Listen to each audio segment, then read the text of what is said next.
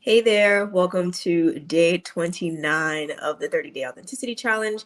My name is Damia Shodi, and I enjoy creating resources, programs, and content that allows you to live at your purpose, to meet your potential, and then also to exceed it. So we are here on the 29th day of the 30-Day Challenge, so tomorrow is going to be the last day. And we have really dived into different areas of luxury. So, how can you make your life more luxurious? What exactly does luxury mean to you? And we've based luxury off of three different pillars. The first one being identity. So, making sure when you are making decisions and looking at yourself in your version of luxury, you are grounded in who you actually are rather than what everybody has told you you are, your situation has told you you are, or what you're worth. You are looking at the true definition of yourself. That's number one. Number two, second pillar is intentionality. So once you're clear and more clear on your identity, and I believe that's an ongoing process that we all go through for the rest of our lives. But as we continue to get more clear, we make intentional steps to then make decisions that are in alignment with our identity. And then number three, the freedom to make choices.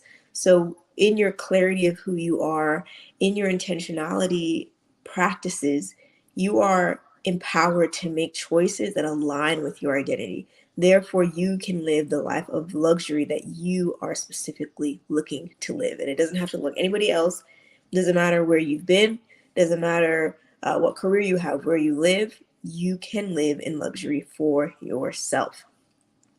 So, on this day, we're going to talk about creating a culture of celebration and how that is luxurious. And I think this is just inspired by my birthday. My birthday was actually yesterday. So, for the past weekend, I have been celebrating myself along with family to just celebrate a new year.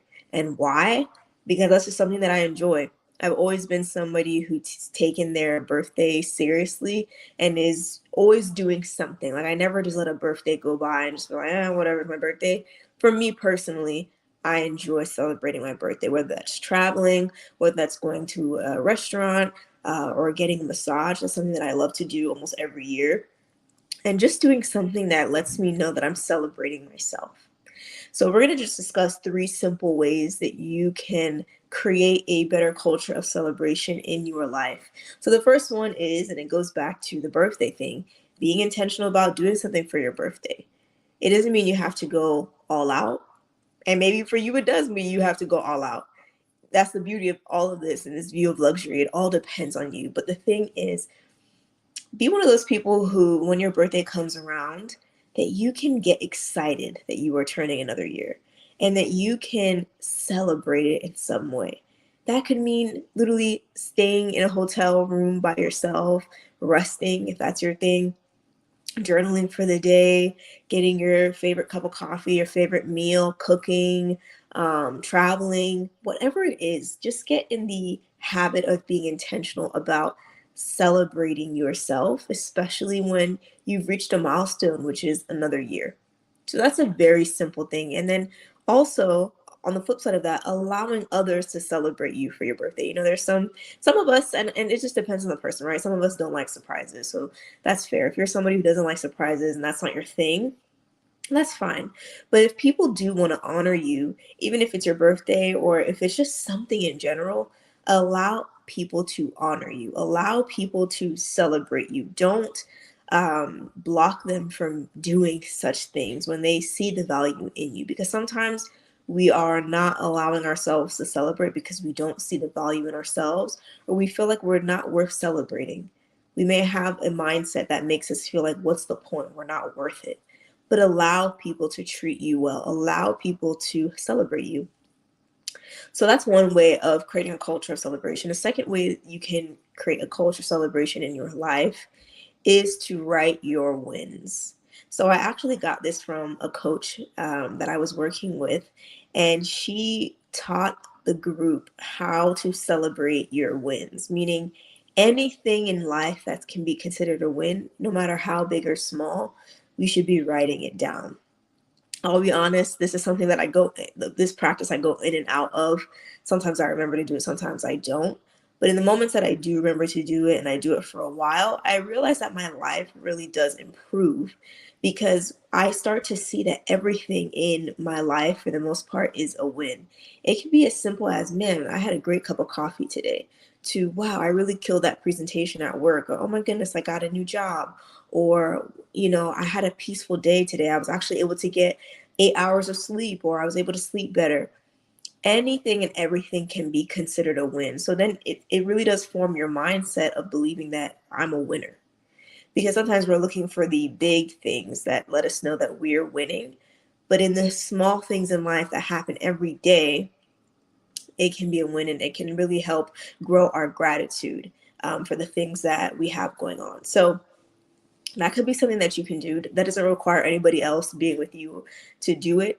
This is something that you can do personally, and it's a way for you to incorporate, I guess, a gratitude practice in your life, and then ultimately to see yourself that you are winning and that you can celebrate yourself. And what that does is it opens you up to receive more because you are acknowledging what you are receiving today. Simple way of creating a culture of celebration in your life is actually receiving praise from others. It's so interesting how sometimes you'll compliment some women, and oh my goodness, I love this, or you did such a great job, and then they'll ask you like, did I? Oh, I don't really think I did, or oh, you think so? I don't know. No, no, no, no. Oh, don't say that. You know what I'm saying? And the person that's complimenting them feels uncomfortable, like, damn, like I wish I didn't say anything. Sometimes we feel like we're being modest by saying those type of things, and trying to be humble, but in reality, we're making the other person feel uncomfortable. And we're also, it's something that's actually more of a mindset rooted in us, that we cannot receive compliments. We can't receive, I want to say good wishes, but yeah, like in a way, we can't receive like good things, good compliments from others. Or sometimes you believe that what other people are saying is a lie. They're not really saying the real thing. I know that I've fallen into that too. Like, oh, they're just my friends, or oh, they know me. They're not really saying something that, really people that don't know me see. But in reality, I've had to learn that, you know what? I didn't have to pay them to say it. I'm not paying anybody. I'm not doing anything that would like force somebody to say something. Like, if they want to give me a compliment, they're saying it out of the goodness of their heart. So why not just receive it?